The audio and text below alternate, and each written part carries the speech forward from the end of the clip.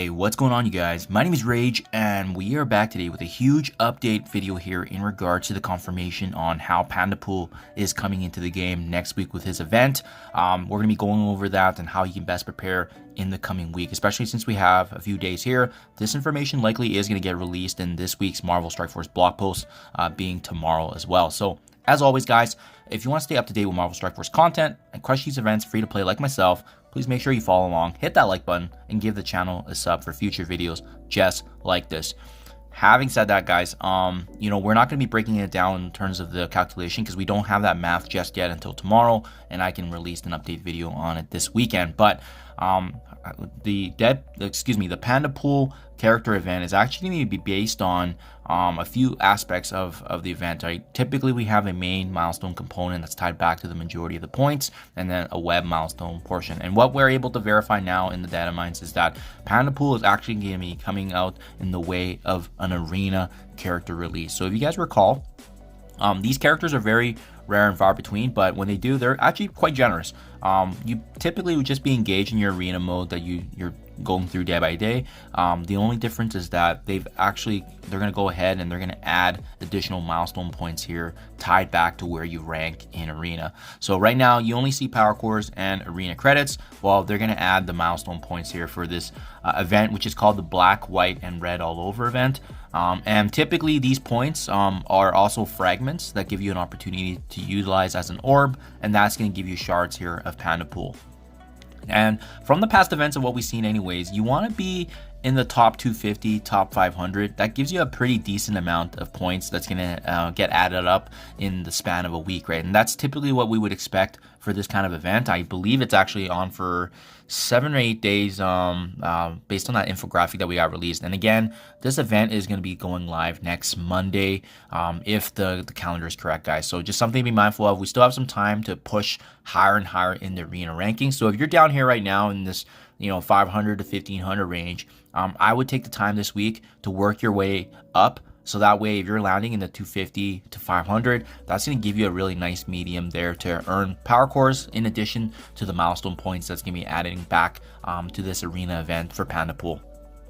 Having said that, guys, I also want to point out with Pandapool, he is a 100 shard unlock. So obviously you want to maximize as many shards as you can.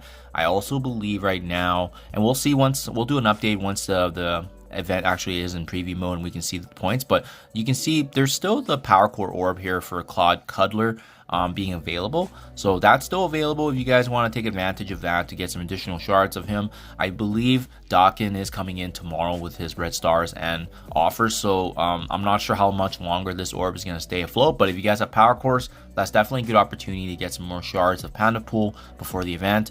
I typically do this once or twice now, so that way we get the unlock for myself anyways, free to play a little bit quicker. That's how I've been able to crush every kind of character unlock, and it gives me that little bit of wiggle room if their math is incorrect on their end.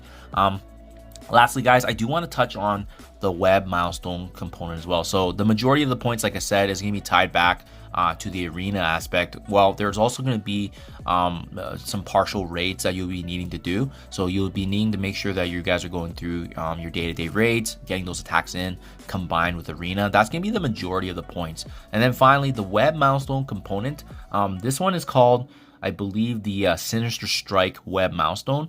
And what we see in the data mines right now is that it's a combination of battling in Blitz in addition to incursion campaign energy. So if you guys are the type to save up and use incursion energy because you've already built up the majority of these 7 stars and you don't really need incursion energy, well, you can start kind of refreshing right now and saving it. To be honest, right now, because we have a power core event, this would be a great opportunity to do that if you're not afraid of losing an opportunity here to farm, obviously, dark promotion credits and so forth. Because if you already have these characters at 7 red and all the characters shards maxed out, there might not be a lot of gain for you, but you can build up energy and you can unload this on the web milestone that's coming live next week. But it's interesting because this web milestone, again, does have a blitz component. So obviously, there might be a maximum threshold that you can reach with Blitz, as that's the more free-to-play friendly route with the number of teams. Also, it just gives us another way to kind of channel points into the web milestone. So there you guys have it. Just to rehash here, Pandapool release next week. We'll confirm everything once the details go live in the Marvel Strike Force blog post tomorrow. Again, it's tied back to Arena in addition to going through the day-to-day and making sure that you guys are doing your raid attacks. And then finally, there's going to be a web milestone component tied back to it, which involves blitzing and as well as the spending of incursion campaign energy. I'll keep you guys updated if anything changes, but that's what we see right now. And typically what we've seen in the data mines is that these are quite accurate from what we've previewed. So hopefully this stays true, and we'll know tomorrow anyways when they release everything. So hopefully this gives you guys a little bit more time to prepare and beforehand. I know we have the Pocket Dimensions event that's coming live at Reset today featuring Cabal, so I'm definitely gonna be back with more videos today, guys. So hope this is helpful. Let me know what you think in comments below. Thank you for your time as always, and I'll catch you guys in the next one.